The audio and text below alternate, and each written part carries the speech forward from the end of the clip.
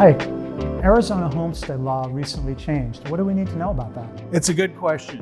On January 1st, our homestead exemption amount was actually increased from the woefully insufficient $150,000 to a still insufficient $250,000.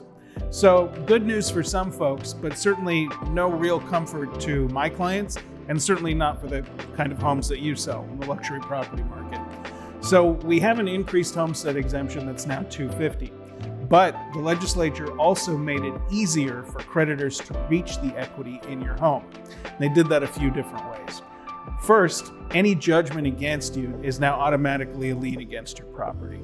Secondly, it can tie up a sale transaction because title might not be able to be passed to a buyer from a client who is a seller if that lien or that judgment is in place. And finally, for folks who are enjoying the increase in their equity and planning to take equity out of their home through a refi, the refi cash out proceeds may not be available unless the judgment creditor is paid first. And of course, in the very worst cases, if there's a really big judgment that threatens the client's equity, they can actually force a sale of your home. So I would imagine sometimes this doesn't happen until you're a little bit deeper into the transaction. Is there like a surprise element here where title might be affected and they don't even know? There certainly can be. I mean, look, most folks are going to know if there's a judgment against them.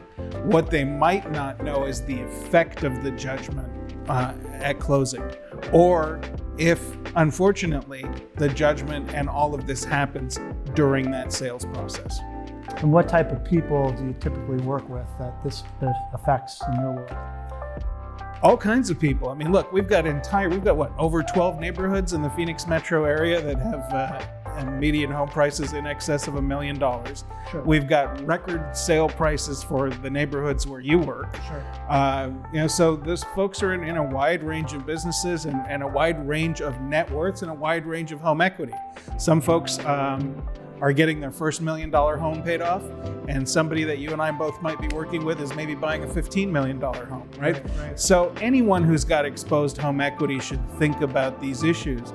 And of course, they should remember that for folks who own more than one home, maybe a home in this state and a vacation home somewhere in the mountains or in another state, their homestead protection only covers one residence. Everything else they have to act on because it's unprotected completely. That's a great point. I'm sure a lot of people don't think about the second home residence issue.